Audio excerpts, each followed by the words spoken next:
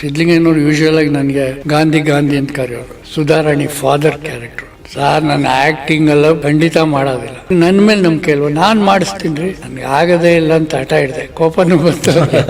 Kannada film ಇಂಡಸ್ಟ್ರಿಗೆ 70 to 85 golden period. ಆವಾಗಲೇ ಬಂಗಾರ ಮನುಷ್ಯ, ಆವಾಗಲೇ ಭೂತೈನ್ ಮಗ, ಆಗ್ಲೇ ಗಂಧದ ಗುಡಿ. ಸೊ ಅದನ್ನೆಲ್ಲ ನೆಗೆಟಿವ್ಸ್ನೆಲ್ಲ ಇಟ್ಕೊಂಡು ಬೇರೆ ಏನಾದರೂ ಪ್ಲಾನಿಂಗ್ ಏನಾದ್ರು ಇದೆಯಾ ಸರ್ ಮುಂದೆ ಫ್ಯೂಚರಲ್ಲಿ? ಪೂನಾ ಫಿಲ್ಮ್ ಇನ್ಸ್ಟಿಟ್ಯೂಟ್ ದೊಡ್ಡ ಆಫರ್ ಕೊಟ್ಟರು. ಏನು ನನಗೆ ಪೂನಾ ಕೊಡೋಕೆ ಇಷ್ಟ ಆಗಲಿಲ್ಲ. ದುಬೈನಲ್ಲಿರೋ ಒಬ್ಬ ತಮಿಳಿಯನ್ನು ಆಫರ್ ಕೊಡ್ತಾರೆ, ಅಷ್ಟು ಕೊಟ್ಬಿಡಿ, ಇವಾಗ ಹೇಳಿ ಟ್ರಾನ್ಸ್ಫರ್ ಮಾಡ್ತೀನಿ ಅಮೌಂಟ್ ನಿಮಗೆ.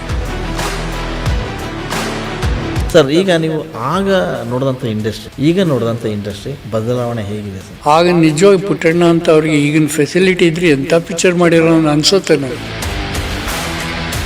ಈ ಭಾಳಷ್ಟು ಜನ ಕ್ಯಾಮ್ರಾಮನ್ಗಳೆಲ್ಲ ಫೋಟೋಗ್ರಾಫರ್ಗಳು ಕೂಡ ಅವಾಗೆಲ್ಲ ಏನೋ ಸಿನಿಮಾ ಮಾಡಬೇಕು ಅನ್ನೋದು ಪ್ರಯತ್ನ ಬಂತು. ನಿಮಗೆ ಯಾವತ್ತೂ ಅನಿಸ್ಲಿಲ್ವಾ ಸಿನಿಮಾ ಪ್ರೊಡಕ್ಷನ್ ಡೈರೆಕ್ಷನು ಆ ಥರದ್ದು?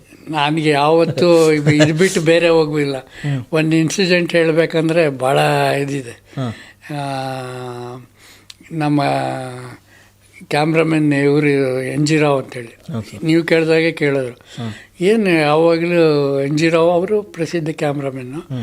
ಅವರು ಏನು ಬರೀ ಇದೇ ತೆಗಿತೀವಿ ಅಶ್ವತ್ತು, ಬಾ ನನ್ನ ಜೊತೆ ಅಸಿಸ್ಟೆಂಟಾಗಿ ಒಂದು ಪಿಕ್ಚರ್ ಕೆಲಸ ಮಾಡುವ ಅಸಿಸ್ಟೆಂಟ್ ಡೈರೆಕ್ಟರ್. ಇಲ್ಲ ಸರ್ ಬೇಡ, ಇಲ್ಲ ಬಾ, ನನಗಿದೇ ಸಾಕಿದ್ರಲ್ಲಿ ತೃಪ್ತಿ ಇದೆ, ಇಲ್ಲ ಬಾ. ಕರ್ಕೊಂಡೋದ್ರು. ಒಂದು 4 ದಿನ ಕೆಲಸ ಮಾಡಿದೆ. ಸಾರ್ ನನಗೆ ಆಗಲ್ಲ ಇದು ಏನಂದರೆ ನಾನು ಯಾವುದು ಕೆಲಸ ಮಾಡಿದೆ ಅದರಲ್ಲೇ ತೃಪ್ತಿ ಪಡಬೇಕು, ಅದರಲ್ಲೇ ಏನಾದರೂ ಸಾಧಿಸಬೇಕು.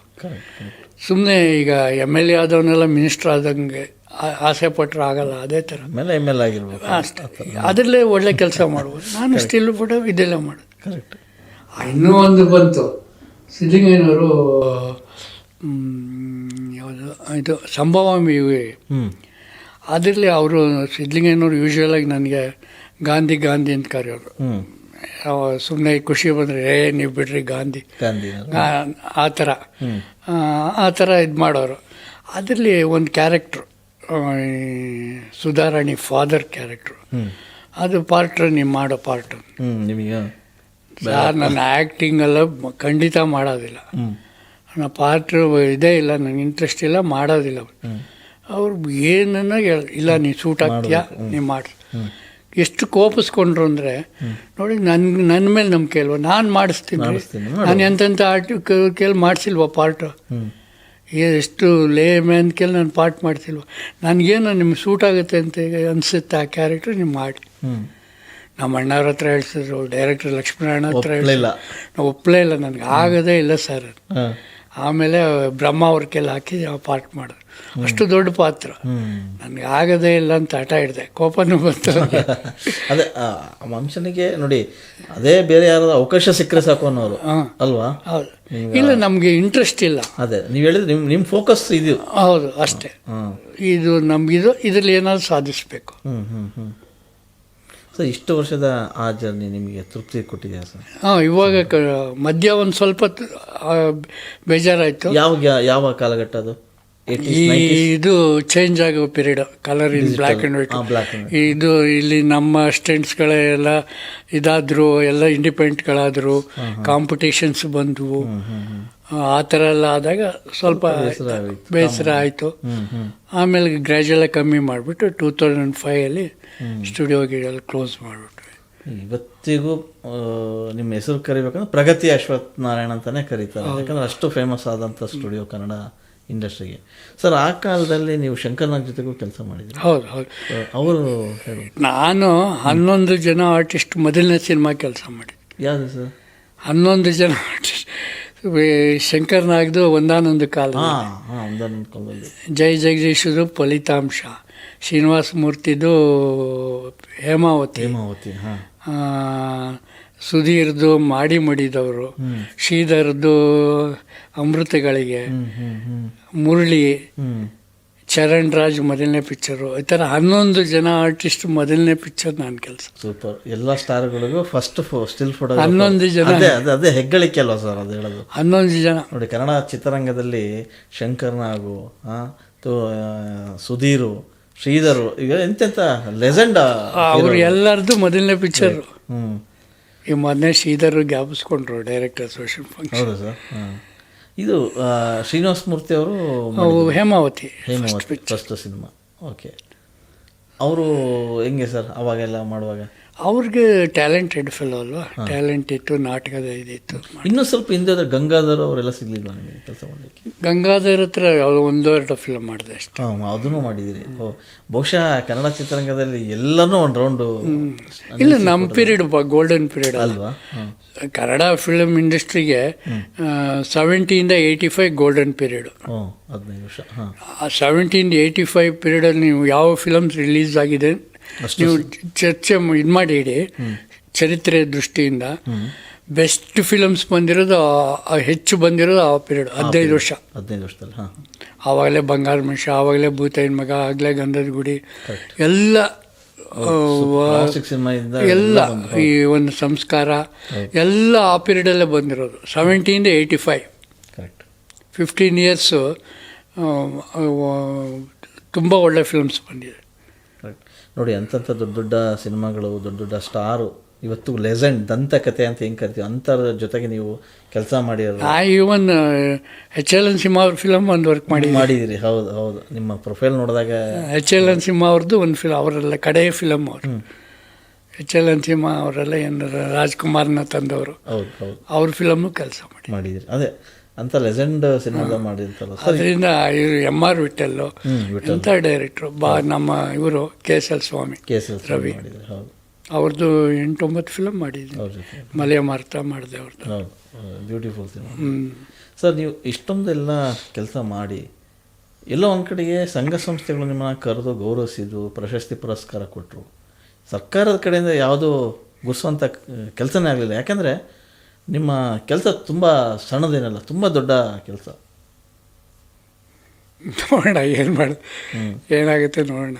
ಯಾಕಂದರೆ ಯಾರ್ಯಾರೋ ಬಂದರು, ಯಾರ್ಯಾರೋ ತಗೊಂಡ್ರು. ಸೊ ಅಲ್ಲ, ಇವತ್ತು ಪ್ರಶಸ್ತಿ ಕೊಡೋದಲ್ಲ, ಕೇಳಿ ತೊಗೊಳೋದಂಗೆ ಆಗ್ಬಿಟ್ಟಿದೆ. ಸೊ ನೀವು ಅಂಥದ್ರಿಂದ ತುಂಬ ದೂರ ಅಂತ ನಮಗೆ ಗೊತ್ತು. ಇಲ್ಲ, ನಮಗೆ ಆ ಥರ ಇಲ್ಲವೇ ಇಲ್ಲ. ನಮಗೆ ಅದ್ರ ಹಿಂದೆ ಹೋಗೋಕ್ಕಾಗೋದಿಲ್ಲ. ಸರ್, ಈಗ ಮುಂದಿನ ಪೀಳಿಗೆಯೂ ಕೂಡ, ಅಂದರೆ ನಮ್ಮ ಜನ್ರೇಷನ್ನು ಸೇರಿದಂತೆ ಮುಂದಿನ ಪೀಳಿಗೆಗಳು ಕೂಡ ಈ ಥರದ ಒಂದು ಸಿನಿಮಾ ಸ್ಟಿಲ್ಗಳಿದ್ದಾವೆ, ಈ ಥರದ ಸಿನಿಮಾದ ಸ್ಟಿಲ್ ಇವು ಅಂತ ಅನ್ನೋದಕ್ಕೆ ಅದನ್ನು ಕಾಪಾಡಬೇಕು ಅನ್ನೋ ನಿಟ್ಟಿನಲ್ಲಿ ನೀವು ಒಂದಿಷ್ಟು ಹೋರಾಟ ಮಾಡ್ತಾಯಿದ್ದೀರಿ. ಅವಾಗಿಂದನೂ ಏನೋ ಒಂದು ಮಾಡಬೇಕು ಅನ್ನೋ ಥರದ್ದು. ಸೊ ಅದನ್ನೆಲ್ಲ ನೆಗೆಟಿವ್ಸ್ನೆಲ್ಲ ಇಟ್ಕೊಂಡು ಬೇರೆ ಏನಾದರೂ ಪ್ಲ್ಯಾನಿಂಗ್ ಏನಾದರೂ ಇದೆಯಾ ಸರ್ ಮುಂದೆ ಫ್ಯೂಚರಲ್ಲಿ? ಇದೆ, ಅದನ್ನು ಏನು ಸರ್ಕಾರದಲ್ಲಿ ಆಗೋದಿಲ್ಲ. ಯಾವ್ದಾದ್ರು ಈ ಕಾರ್ಪೊರೇಟ್ ಸಂಸ್ಥೆಗಳು ಅದು ಇದಾದರೆ ಕೊಡು. ಸರ್ಕಾರದಲ್ಲಿ ಆಗಲ್ಲ, ಇಲ್ಲ, ಅವ್ರು ಕಷ್ಟ ಆಗುತ್ತೆ ಅವ್ರಿಗೆ. ಯಾಕೆಂದರೆ ಇದ್ರ ಅಧ್ಯಕ್ಷರುಗಳು ಬದಲಾಗ್ತಾ ಇರ್ತಾರೆ, ಆದರೆ ಇರುತ್ತೆ ಪ್ರಿಸರ್ವ್ ಮಾಡೋ. ಈವನ್ ನನಗೆ ಪುನಃ ಫಿಲ್ಮ್ ಇನ್ಸ್ಟಿಟ್ಯೂಟ್ ದೊಡ್ಡ ಆಫರ್ ಕೊಟ್ಟರು. ಎಲ್ಲ ಮನೆಗೆ 2 ಸಲ ಬಂದುಬಿಟ್ಟು ನಾನು ಪೂರ್ತಿ ನೆಗೆಟಿವ್ಸ್ ಕೊಟ್ಬಿಡಿ ಅಂತೇಳಿ ಒಳ್ಳೆ ಆಫರ್ ಮಾಡಿದ್ರು, ದುಡ್ಡು ಒಳ್ಳೆ ಇದು ಕೊಟ್ಟರು, ಎಲ್ಲ ಮಾಡಿದ್ರು. ಏನು ನನಗೆ ಪುನಃ ಕೊಡೋಕ್ಕೆ ಇಷ್ಟ ಆಗಲಿಲ್ಲ. ಆದರೆ ಅವರು ತುಂಬ ಚೆನ್ನಾಗಿ ಮಾಡ್ತಾರೆ. ಸರ್ಕಾರಿ ಸಂಸ್ಥೆ ಆದರೂ ಅಲ್ಲಿ ಭಾಳ ಮಾಡ್ತಿದ್ದಾರೆ. ಅದರಲ್ಲಿ ಅವರು ಒಂದು ಸ್ವಲ್ಪ ತೊಗೊಂಡೋಗಿದ್ದಾರೆ ನನ್ನ ಹತ್ರ. ಒಂದೊಂದು ಸಿನಿಮಾದ 2-3 ನೆಗೆಟಿವ್ಸ್ ತೊಗೊಂಡು ಅವರು ಪ್ರಿಸರ್ವ್ ಮಾಡಿದ್ದಾರೆ. ಪೂರ್ತಿ ಕೇಳಿದ್ದಾರೆ. 2 ಸಲ ಅವ್ರ ಆಫೀಸರ್ಸ್ ಬಂದು ನೋಡ್ಕೊಂಡು ಹೋಗಿ ಅವರು ಇದು ಮಾಡಿದ್ದಾರೆ. ನನಗೇನೋ ಮನಸ್ಸು ಬರಲಿಲ್ಲ. ಅದಲ್ಲದೆ ಪ್ರೈವೇಟ್ ಪಾರ್ಟಿ ಕೇಳ್ತಾರೆ. ಓಕೆ, ದುಬೈನಲ್ಲಿರೋ ಒಬ್ಬ ತಮಿಳಿಯನ್ನು ಆಫರ್ ಕೊಡ್ತಾರೆ. ಅಷ್ಟು ಕೊಟ್ಬಿಡಿ, ಇವಾಗ ಹೇಳಿ ಟ್ರಾನ್ಸ್ಫರ್ ಮಾಡ್ತೀನಿ ಅಮೌಂಟ್ ನಿಮಗೆ ಅಂತ ಹೇಳ್ತಾರೆ. ಅದು ನನಗೆ ಆಶ್ಚರ್ಯ ಆಯಿತು. ನನ್ನ ಮಗ ಅವರು ಬೇಡ ಅಂದರು. ಒಬ್ಬ ತಮಿಳಿಯನ್ನು ದುಬೈಲಿರುವಂಥ ವ್ಯಕ್ತಿ ಅದು ಕೇಳ್ತಾರೆ. ಯಾತಕ್ಕೆ, ಏನಕ್ಕೆ? ನಾನು ಕೇಳೋದು, ಏನಕ್ಕಪ್ಪ ಬೇಕು, ಏನಕ್ಕೆ ಬೇಕು ನೀನು? ಇಲ್ಲ, ನನಗೆ ಬೇಕು, ಕೊಟ್ಬಿಡಿ. ಯಾರು ಹೇಳಿದ್ರು ನಿಮಗೇನು? ಪುನಃ ಅದರಿಂದ ನನಗೆ ಇದು ಸಿಕ್ತು, ನನಗೆ ಕೊಡಿ.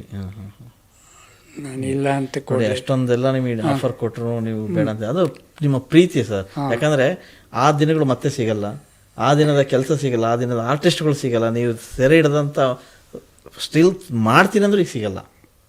ನೀವು ಇಟ್ಕೊಂಡು ಅದನ್ನು ಬೇರೆ ಏನೋ ಮಾಡ್ಬೇಕಂತ ಹೊರಟಿದ್ದೀರ. ಆದಷ್ಟು ಬೇಗ ಅದು ಕೈಗೂಡಲಿ ಅಂತ ನಾನು ಕೂಡ ಅನ್ಕೊತೀನಿ. ಸರ್, ಈಗ ನೀವು ಆಗ ನೋಡಿದಂಥ ಇಂಡಸ್ಟ್ರಿ, ಈಗ ನೋಡಿದಂಥ ಇಂಡಸ್ಟ್ರಿ ಬದಲಾವಣೆ ಹೇಗಿದೆ ಸರ್? ಟೆಕ್ನಿಕಲಿ ಭಾಳ ಅಡ್ವಾನ್ಸ್ ಆಗಿದೆ ಈಗ ಸಿಕ್ಕಾಪಟ್ಟೆ ಇದೆ, ಸುಲಭನೂ ಆಗಿದೆ. ಭಾಳ ಸುಲಭ ಇದೆ ಸಿನಿಮಾ ಫೋಟೋಗ್ರಫಿ ಮಾಡೋದಕ್ಕೆ, ಎಲ್ಲದಕ್ಕೂ ಭಾಳ ಸುಲಭ ಇದೆ. ಆವಾಗ ಬ್ಲೈಂಡ್ ಎಲ್ಲ ಕ್ಯಾಮ್ರಾ ಇಟ್ಬಿಟ್ಟು ಶೂಟಿಂಗ್ ಮಾಡಿದ ಸರಿಯಾಗಿ ಇದು ಸರಿ ಆ್ಯಕ್ಟ್ ಮಾಡಿದಾನ, ಎಕ್ಸ್ಪ್ರೆಷನ್ ಸರಿ ಇದೆಯಾ, ಔಟ್ ಆಫ್ ಫ್ರೇಮ್ ಹೋದ್ನ, ಆಮೇಲೆ ಇವು ಪ್ರೋಸೆಸ್ ಆಗಿ ಬಂದಮೇಲೆ ಅದುವರೆಗೆ ಏನು ಗೊತ್ತಾಗ್ತಿತ್ತು, ಮಾನಿಟರ್ ಸಿಗ್ತಾ ಇತ್ತು. ಈಗ ಮಾನಿಟರ್ ಇಮಿಡಿಯೇಟ್ ಗೊತ್ತಾಗುತ್ತಲ್ಲ, 50 ಆಗಲೇ ತಪ್ಪು ಆಗಲೇ ಗೊತ್ತಾಗುತ್ತೆ. ಅವಾಗ ಏನು ಇಲ್ಲದೆ ಅವರು ಅಷ್ಟು ಒಳ್ಳೆ ಫಿಲಮ್ ಕೊಟ್ಟರು. ಇವಾಗ ಆಗ ನಿಜವಾಗಿ ಪುಟ್ಟಣ್ಣ ಅಂತ ಅವ್ರಿಗೆ ಈಗಿನ ಫೆಸಿಲಿಟಿ ಇದ್ರಿ ಎಂಥ ಪಿಕ್ಚರ್ ಮಾಡಿರೋ ಅನಿಸುತ್ತೆ ನನಗೆ, ಒಂದೊಂದ್ಸಲಿ ಅನಿಸುತ್ತೆ. ಏನು ಅಂಥವ್ರಿಗೆ ಪುಟ್ಟಣ್ಣ ಅಂತ ಅವ್ರಿಗೆ ಅಷ್ಟು ಟೆಕ್ನಿಕಲ್ ಮೈಂಡ್ ಅವಾಗಿದ್ದವ್ರಿಗೆ ಈಗಿನ ಟೆಕ್ನಾಲಜಿ ಸಿಕ್ಕಿದ್ರೆ, ಹಣಕಾಸಂದು ಚೆನ್ನಾಗಿದೆ ಇವಾಗ, ಈಗಿನ ಇದು ಇಕ್ವಿಪ್ಮೆಂಟು ಈಗಿನ ಇದು ಎಷ್ಟು ಇದೆ ಏನು ಅಂತ ಅನಿಸುತ್ತೆ ನನಗೆ. ಅವ್ರಿಗೆಲ್ಲ ಸಿಕ್ಕಿದ್ರೆ ಏನು ಮಾಡೋರು ಅಂತ. ಯಾರಾಗ್ತಾರೆ ಎಂಎಲ್ಎ ಅಭ್ಯರ್ಥಿ 2028 ಶೀಘ್ರದಲ್ಲೇ. ಪ್ರತಿದಿನ ಒಂದೊಂದು ಕ್ಷೇತ್ರದ ಟಿಕೆಟ್ ಆಕಾಂಕ್ಷಿಗಳ ಸಂಪೂರ್ಣ ಮಾಹಿತಿ ಪೊಲಿಟಿಕಲ್ ಜರ್ನಲಿಸ್ಟ್ KM ಶಿವಕುಮಾರ್ ಅವರಿಂದ. ಕರ್ನಾಟಕದ ನಂಬರ್ 1 ಡಿಜಿಟಲ್ ಮೀಡಿಯಾ ನಿಮ್ಮ ನೆಚ್ಚಿನ ಕರ್ನಾಟಕ ಟಿವಿಯಲ್ಲಿ ಮಾತ್ರ.